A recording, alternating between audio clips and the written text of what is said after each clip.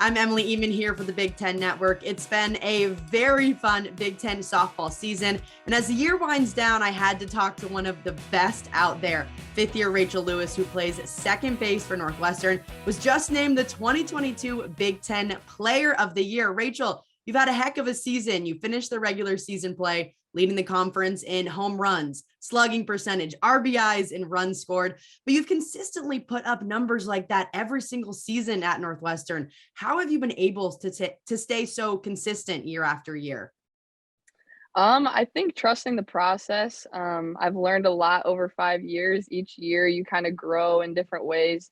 And I think people have stuck by my side throughout it, like through all the highs and lows, and my teammates have been there around me. My coaches have just shown nothing but support. So I think it's been really easy to kind of progress through the years and just, yeah, stay consistent and stay consistent with the work.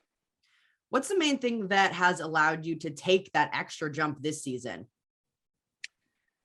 I think letting go of all the expectations, all the pressure, like we just really have fun with each other. And there's no pressure on me because everybody is getting it done. Like as you saw earlier, like all the awards, and it just goes to show how many people can do it. And everybody's been stepping up this year. We all kind of know our role and what we're good at. So it's just been a really fun year, and we've had fun on and off the field. So I think that's contributed to our success on the field. Speaking of pressure, you've started every single game since coming in 2018. You mentioned that there isn't that much pressure on you this year, but how has the pressure changed or maybe stayed the same since coming in to the program in 2018? I was just happy to be here my freshman year. So I think understanding what my role is on the team and how that's kind of changed as a leader. I came in with a lot of amazing seniors that led the program and got to learn from them. And I was just this freshman that was kind of naive and just going whatever they needed, I was there for.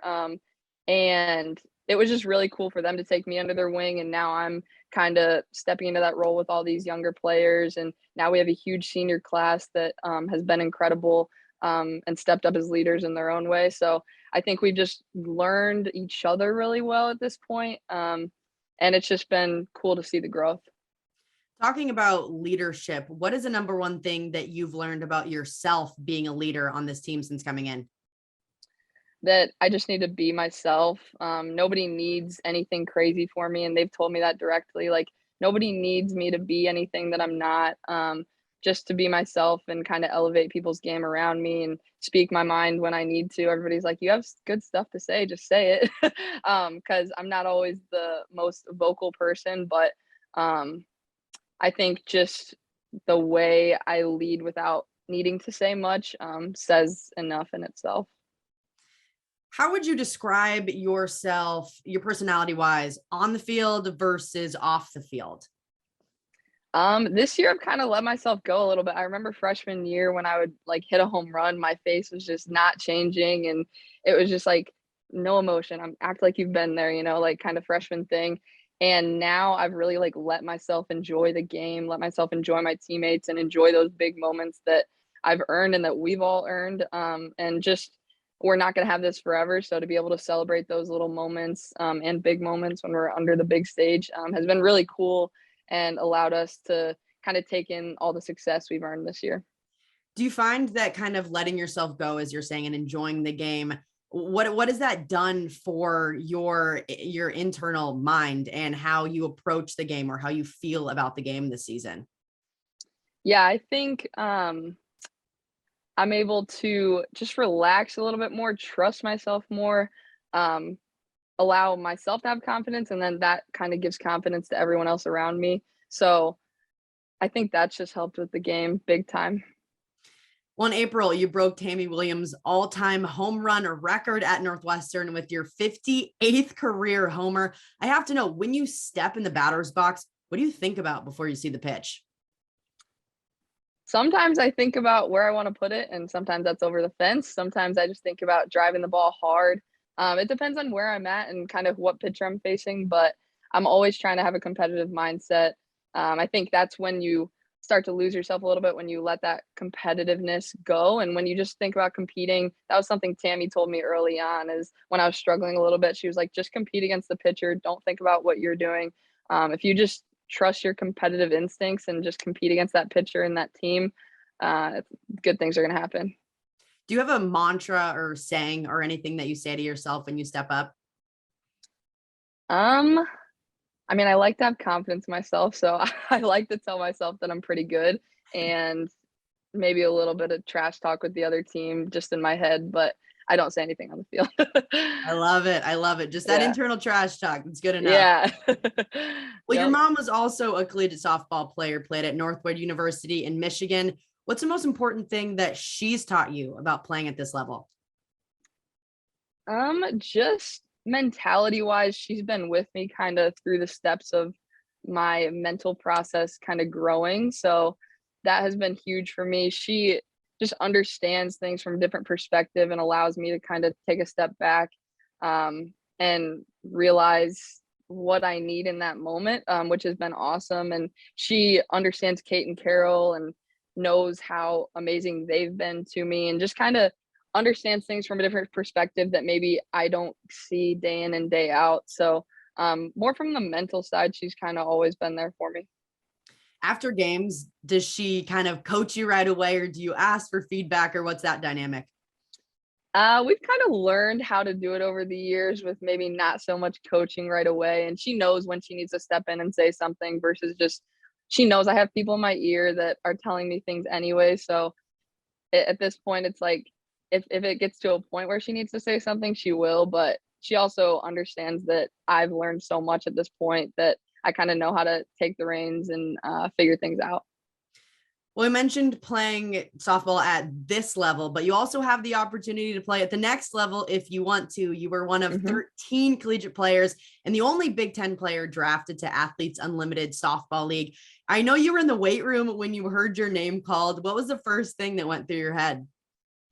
I was just really honored to be on that list of people. It was only 13 people in the country, which was a very small number compared to when you look at like male sports and things like that. So it was just really cool. I'm proud to be able to represent Northwestern. We've had several pro players in the past, and I think it's just a really cool thing for our program, a cool thing for our sport to keep growing. And it's just a really exciting thing to continue playing. Like when I came into this year, I thought it was going to be my last year playing. And it's cool that now I have the opportunity to keep playing. So I think it's going to be really awesome. And it's a really awesome opportunity with some people that I've looked up to my entire life, like watched on TV and everything. So it's just cool to even be in that kind of circle. Who are one or two people in the league right now that you've looked up to for a while? Sierra Romero, definitely. And I got the opportunity to talk with her earlier this year, which was really cool. I remember watching her in the World Series with me and my mom just sitting on the couch. And it was just, I wanted to kind of learn from her game. I like her game a lot, and she can hit for power, but she can also do a million other things. So it was just really cool. And it's cool to play with her composure and everything. And then I got to be coached by Courtney Gano and Abby Ramirez, two people who I look up to a lot and who have done a lot for me with this game and at the program. And they really were people who I looked to coming into the program and who really elevated my game and also helped me with the mental and physical side a lot. So I know Athletes Unlimited plays in Rosemont, which is not too far from Evanston where you are. Did you get to catch any games last season? I did watch a few on TV, and we might have ended up going to one. I've definitely watched games there when it was the NPF.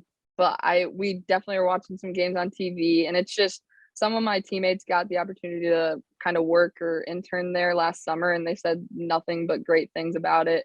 And I've actually played there a few times, just being on the Bandits in my travel ball high school team. It's an awesome field, awesome stadium, and I think it's just going to be really cool to play in front of fans and at that stadium. So can we expect to maybe see you there this summer, or are we keeping it on wraps? I think you can definitely expect to see me there this summer. All right, we get more Rachel. Let's go. Should be fun. Well, switching gears, Northwestern won the outright Big Ten title last Friday. It was an interesting situation, as I think you just needed Nebraska to lose. Of course, you'd rather win it with a big walk-off homer or something, but it was still so exciting. What was the setup as you waited to find out? Yeah, so we had just come off that loss, which wasn't too fun. But we were at dinner and I kind of checked on my phone real quick because I knew about the Nebraska loss that we needed or us winning. So I saw that the score was 2-0 and it was early in the game. So I told a couple of my teammates and they're like, it's early. And then we turned it on at dinner and Kate was the one that turned it on. So I was like, all right, it's serious if Kate's turning it on. So we were eating and kind of watching the game. And as the game kind of was going on, we were like, holy crap, this could really happen.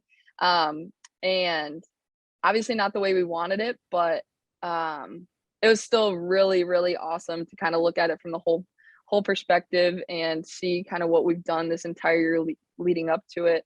And we really earned it. And we're super proud to bring it back to the program. It's been a long time coming. I was really close to it a couple of years, my first 2 years, and to finally get the chance to knock that off the list now.